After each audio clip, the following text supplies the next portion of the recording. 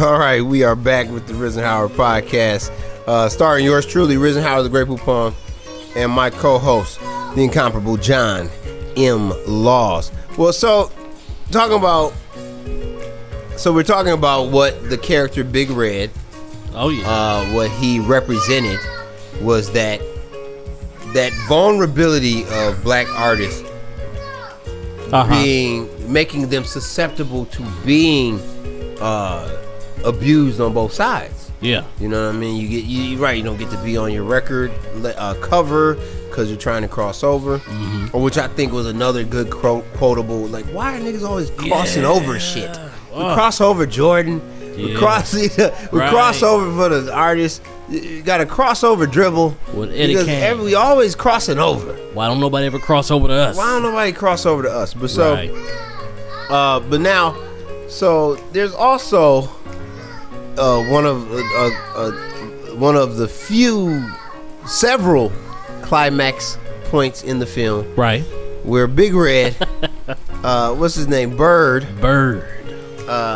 wants to talk to without the Falcons. Bird without the Falcons, boy. That's wrong. Bird. You should have went up there with the Falcons. You should have had the Falcons if you're going to talk to Big Red. So, Bird wants to talk to Big Red about his money. My money. And his publishing. His royalties. His royalties. That's what I'm talking about. Royalties right now. And my books. I'll get to you in a minute. Right. And that's the thing that's funny is that because, Big Red at the beginning, he portrays himself as pretty good dude, a big country boy, big old dumb country boy, and I like that about the character is that they show how, like, hey man, listen, I'm just an old country boy, but anytime they start talking business, then he got it. It's like, hey man, I'm sure the changes your lawyer make it be minor, man. Listen, man, do we got a deal, brother? Right. But listen, man, 12-1, your odds, and I'll just look over to this and the sign here. What about publishing and options? Right. So it's like, yo, man, that's part of the whole deal. Smiling faces. Sometimes, So Bird goes up to they're having some kind of promotional mixer for the 5 Heartbeats. And again, the funny part, you remember right before that, Robert Townsend's character Duck had just walked past Big Red and said, "Oh no, I'm not leaving the party. I'm just going to my room." So he was within earshot. In earshot of this, right? So and that lets you know, man, that kind of crazy stuff happens. Right. Ain't no HR department. No. In entertainment, man. Right. So here we are. And he told one of the funniest jokes ever, where he's like, how do you keep an asshole in suspense? Oh, you could talk now. And it's like, whoa, okay. So then Bird comes up, and I want to talk to you. And what does he say to him? Said, that's the first time he said my office hours. My office hours are from 9 to 5. Right. And that's one thing. It is a tough lesson to learn in life. It is. Is that, yo, man, don't ask people to work, outside of their work. Yeah. Unless you paying some money right now. Right. I say that a lot. Like, whatever you do as a person, people will ask you to do that for free. Or for exposure. Right. And, man, I'm talking about whatever, not even just the entertainment, but it's like stuff like, I heard you're a teacher, man. I need you to tutor my child. Right. Like, all right, well, my rates are, about $15 an hour. Man, what? Yeah.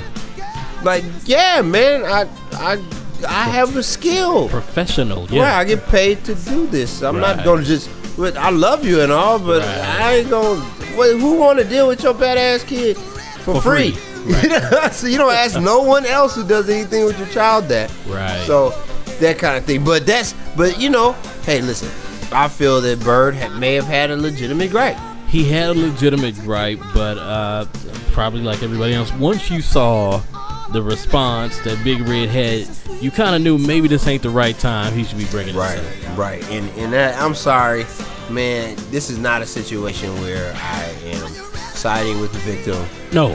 Nah, man, you came in a party and shit and tried to punk me off, dude. Right. I have to put you in your place. In front of his friends. Big Red's friends. You know I'm a gangsta ass nigga. And he didn't come with the Falcon. So. Right. You know I am, dude. Right. Everybody know if he hung him out of the window, Right. he done hung somebody else out of the window. And he didn't seem to be nervous about it at all. Like Not this at was all, not man. the first time. This is not right. This is not an uncommon experience. Right, The right. other people around Right. weren't had no issue with that. So no, They helped him. You walk up to a grown man while he's trying to floss. Mm-hmm. You know what I'm saying? On some. I'm in my magnificence right now. You might end up. You might end up with your ass hanging over a balcony. Pulled him up and asked him again. Whoop, my office hours are 9 to 5. And oh my God, was that acted out so great? Yes, it was. The entire everybody, Bird, Yeah. the goons, Yeah. Big Red. Yeah. Oh Lord, that was man, riveting. Yeah. At that moment, you knew Big Red was that dude. And that was, I will say, plot wise, Right. excellent framing Yeah. for their for the way what he was trying to show, which is that man, black artists are in an abusive situation Yeah. on both sides. Yeah. No, these are people that they know that both sides know we can take Right. advantage of. Right. Right. You get what I'm saying? And that's what I'm telling. I say a lot with all this these athletes right now. Yeah. It's like, man, they done figured out how to get the money back. Yeah. They've set up and said, no more Magics, no more Jordans. Yeah. We're not doing this to make them end up being owners. Right. So they know how to, and it's like the same way that it's a cat that know how to jack you out here. Yeah.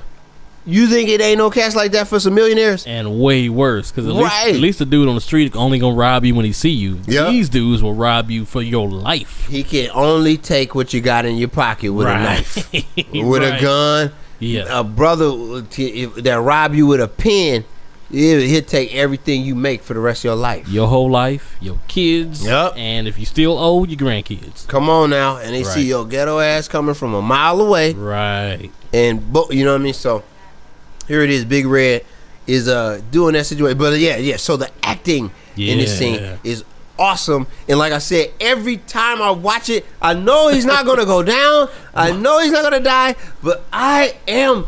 It is intense. I have to take a second afterwards. Especially when he locked his legs on the door frame and they hit him in the chest. Oh, and he's I was like, oh my God, this is so riveting. Right. So, just an excellent scene, and I think it was effective Yeah. in showing, like, there's this whole downstairs, there's this whole wonderful, cool, cute little party going on, right. but behind that is a lot of A craziness, lot of grimy stuff. and it's like we see that even on the low level of The local level. local level that we're dealing on, where it's like there's a lot of shady shit that happens with performance.